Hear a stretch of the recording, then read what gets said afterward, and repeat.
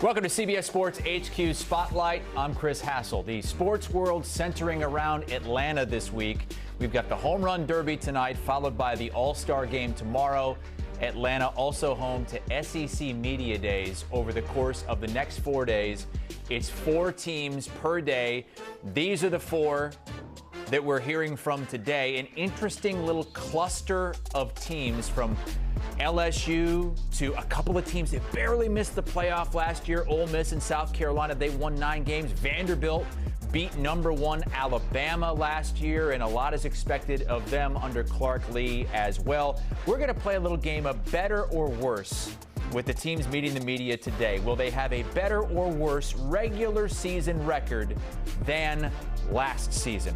Let's take you out to Atlanta, where we have 2-time national champion Damien of the Alabama Crimson Tide, along with the Georgia boy, native Georgian Josh Pate from Atlanta. Fellas, let's start with LSU.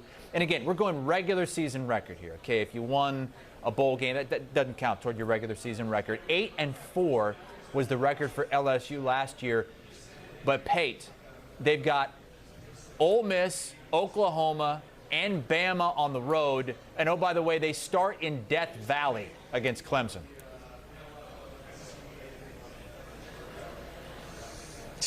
Better.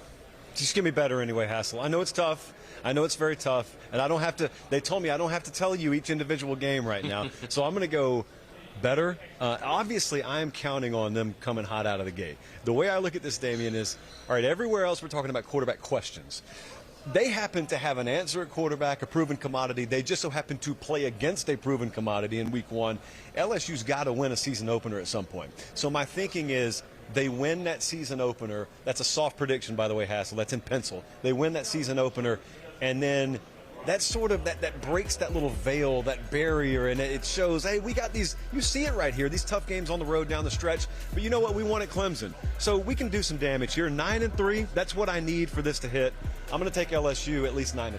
Yeah, give me better too. I agree with a lot of things you just said, and we hit on this earlier. My sole belief is that LSU is going to commit to the run this year with Cade Durham, a promising young running back that's going into year 2. And I think if you just make your offense two-dimensional, this LSU team automatically becomes a better football team. And like we've been talking about all morning, you walk into Death Valley, you play against a good Clemson team with a proven quarterback, with a head coach that's been there for a long time, has had success there, and you kick the door in week 1. Not only do you give yourself confidence throughout the year of, okay, look, we went through some adversity at the beginning of the year and we were able to overcome it. But again, how many times have we been sitting here talking about when's the last time LSU won a season opener? Right. We've been talking about it all morning. So not just are you getting the narrative of getting off to a good start, you're turning that narrative. But again, you have those experiences to turn back on and say, look, guys, when it gets hard, when it's late in the season and we're on the road, remember what we did in week 1. Remember how we persevered. We stayed together. We stayed locked in. And then we can go out and have the same results. Guys, there's been a ton of talk about playoff expansion, which could come, but not this season. It's the same setup as last year, other than the seeding is different. It's straight seeding. I'd like to know, because there were 3 teams in the SEC at 9-3 who did not make it. Alabama, Ole Miss, South Carolina. Could 9-3 be good enough this season? Look, I think if, again, we go into a year where you can't tell me who the team to beat is right now. You could say that about this league, Damien. You could say it about the country. Like, I tried to do a segment on the show last week about the team to beat. I don't know who it is. I know what the odds board says, but I could pick holes in every one of the top 5 teams allegedly in the country. So if that's the case, doesn't that perhaps lend some credence to the theory that we could just have chaos all over the place? Well, absolutely. And 9-3 could be a very good year. And you could forget about 1. You could have a couple of 9-3 teams in this thing for all we know. Well, listen, I've gone on record to say that the expansion of the playoff, in my mind, has allowed a little bit of mediocrity to start to creep in teams that aren't as good, or teams that shouldn't deserve an opportunity to play for a national championship. Well, guess what? They did last year. Notre Dame lost to NIU at home, and any other year we would have sat and talked about this is not a playoff team. But they were, because of the expansion. And guess what? They made it all the way to the national championship. And lost to a team that lost to their rival in the last game of the regular season. Exactly. So that just further echoes there's going to be chaos. We've already seen that last year. The best indicator of the future is the past. And now that we've expanded these playoffs, we've started to see more teams that aren't running the table throughout the regular season. I mean, we saw a lot of conference champions, but who knows? Maybe even this year, teams don't win a conference championship and they still make it to the playoff. I mean, who's to say what's going to happen? But it's going to be even crazier than last year. Both agreeing that LSU is going to have a better regular season record than last season's 8-4. Maybe that gets them into the playoff. Ole Miss was 9-3 last season. It wasn't good enough to get them in. Josh, they lost first-team All-SEC quarterback Jackson Dart, but did they lose even more defensively? Yes, they did. That's why I'm going worse on Ole Miss. Ole Miss does not have this murderer's row schedule, the likes of which Florida gets talked about or Oklahoma gets talked about. Look, you played against this team. You've been around the SEC. Ole Miss is not a mainstay in this conversation. They are not. This is a very, very sort of new or recent development. There have been little blips on the radar, but to just think in a parity-driven, deeper SEC that 9 wins is the baseline. That's not the baseline, man. And so just as much as anyone could maybe find a way here and there that they go 9 wins or 10 wins this year, I think about the lost defensive productivity and then combine that with what everyone else here will talk about, which is a new quarterback. You're asking that kid to do a whole lot more than you even had to ask Jackson Dart to do. And also, you know, for all the talk about them getting the job done against Georgia last year, well, they lost to Kentucky last year at home as well. Okay, that's why they're not in the playoffs. So the killer instinct that it takes, even in the best of years, to make it to where you want to be in the postseason, they didn't have it last year when it counted. So I got a bunch of new faces here. They're going to have to hit out of the portal again, which is their MO. I don't know, man. Like, workable schedule or not, if I had to lean one way, I'd go a little bit worse on Ole Miss this year. I would go worse as well. And I think that, like you said, there's a lot of holes on defense. You've got a new quarterback stepping in. Well, what was the recipe for Ole Miss last year? Limit guys to low totals on offense, not let them score a lot of points, and then you got Jackson Dart and you expect him to score you 60 points a game. That was the recipe for success for Ole Miss. Well, you're going to give up more points potentially because you lost a lot of NFL talent last year, and you've got a new quarterback stepping into the system that doesn't necessarily have the ability to take the reins like Jackson Dart had them last year. He doesn't have the experience. He hasn't developed that relationship that Lane loves to have with his quarterbacks. So with those two glaring, obvious things, I would have to say that they're going to have a worse season. Ole Miss blew out South Carolina last year, 27-3. South Carolina started 1-3 in SEC play, and then all of a sudden got really hot, won their last 6 games. They also finished 9-3. And I got the sense, listening to you guys a little bit earlier over on CBS Sports HQ, that you feel like the ceiling might be higher for this South Carolina team. Am I right, Damien? Yeah, I think you're definitely right. I mean, we talked about Lenore Sellers as a guy who can win you a game on offense. He has that type of talent. Now, we need to see him progress his arm talent the way that he's able to use his legs. But if he can do that, that is a guy that could potentially be a Heisman Trophy favorite, can potentially get you to the 12-team playoff by himself.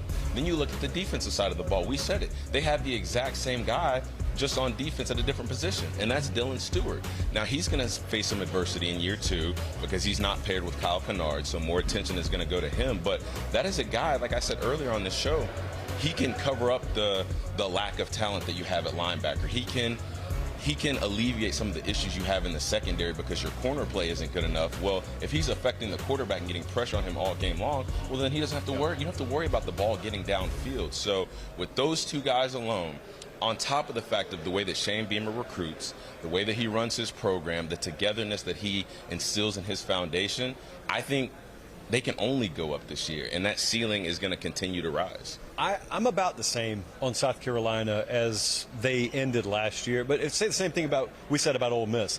It's a rarity that South Carolina is just working in this 9-win conversation. That's atypical, but I go back to what you just said. We are in a world, Damien, where we reasonably could predict South Carolina to have the best offensive player in the SEC and the best defensive player in the SEC.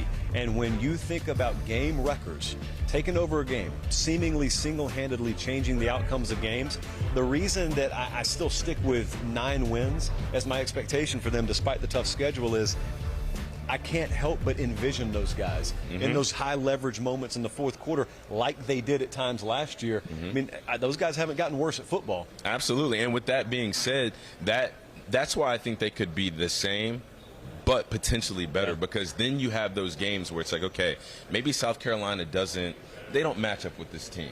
Like, they have a tough schedule, but you've got LaNorris on his A game. You've got Dylan Stewart on his A game. Like you said, potentially the two best players, one on offense, one on defense, in the entire SEC on the same team. That's going to win you games that you're not supposed to win. That's why I think they have the opportunity to have a better record this year. And they'll be right back there in a month and a half to start the season against Virginia Tech. Their first SEC game is against Vanderbilt. Going to SEC Media Days, Vanderbilt for the longest time was the biggest afterthought, but not anymore. I mean, they went 6-6 last year. They beat #1 Alabama, almost added another top-5 win.